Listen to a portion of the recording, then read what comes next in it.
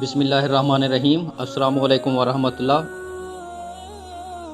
تین نوجوان ملک سے باہر سفر پر جاتے ہیں اور وہاں ایک ایسی عمارت میں ٹھہرتے ہیں جو 75 منزلہ ہے۔ ان کو 75ویں منزل پر روم ملتا ہے۔ ان کو عمارت کی انتظامیہ باخبر کرتے ہوئے کہتی ہے، ہمارے یہاں کا نظام آپ کے ملک کے نظام سے تھوڑا مختلف ہے۔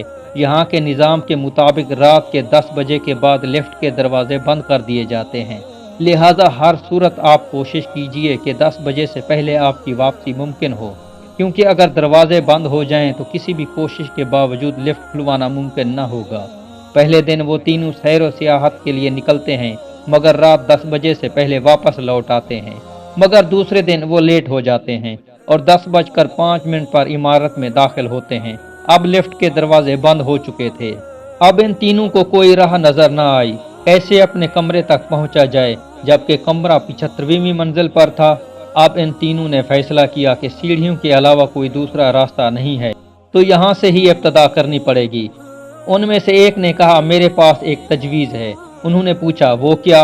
اس نے کہا کہ یہ سیڑھیاں ایسے چڑھتے ہوئے ہم سب تھک جائیں گے، تو ایسا کرتے ہیں کہ اس طویل راستے میں ہم باری باری ایک دوسرے کو قصے سناتے ہوئے چلتے ہیں۔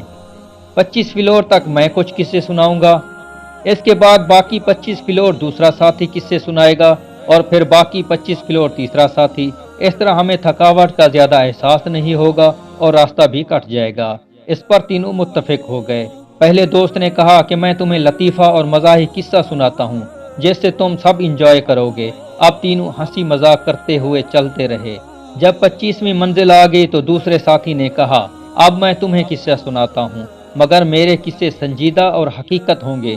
تینوں اس پر متفق ہو گئے۔ اب 25 منزل تک وہ سنجیدہ اور حقیقی قصے سنتے ہوئے چلتے رہے۔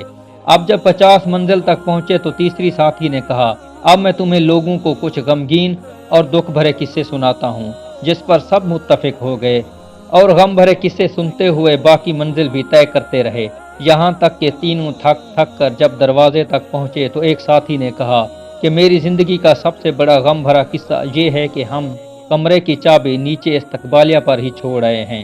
یہ سن کر تینوں کو غشی طاری ہو گئی، مگر رکیں، ابھی میری بات مکمل نہیں ہوئی۔ اس قصہ میں آپ کے لیے عبرت ہے۔ کیسے؟ دیکھیں، ہم لوگ جو کہ اپنی زندگی کے 25 سال ہنسی مذاق، کھیل کود اور لہو لعب میں لگا جاتے ہیں، پھر باقی کے 25 سال شادی، بچے، رزق کی تلاش، نوکری جیسے سنجیدہ زندگی میں پھنسے رہتے ہیں، اور جب اپنی زندگی کے 50 سال مکمل کر چکے ہوتے ہیں تو باقی زندگی کے 25 اور آخری 25 سال بڑھاپے کی مشکلیں، بیماریوں، ہاسپٹلز کے چکر، بچوں کے غم اور ایسی ہی ہزار مصیبتوں کے ساتھ گزارتے ہیں، یہاں تک کہ جب موت کے دروازے پر پہنچتے ہیں تو ہمیں یاد آتا ہے کہ چابی، یعنی کہ اصل چابی، اصل کنجی تو ہم ساتھ لانا ہی بھول گئے ہیں، اس جنت کی چابی جس کو ہم اپنی منزل سمجھتے ہوئے یہ زندگی گزارتے رہتے ہیں، لیکن ہمارے پاس اس کی چابی نہیں ہوتی۔ یا اللہ ہماری توبہ۔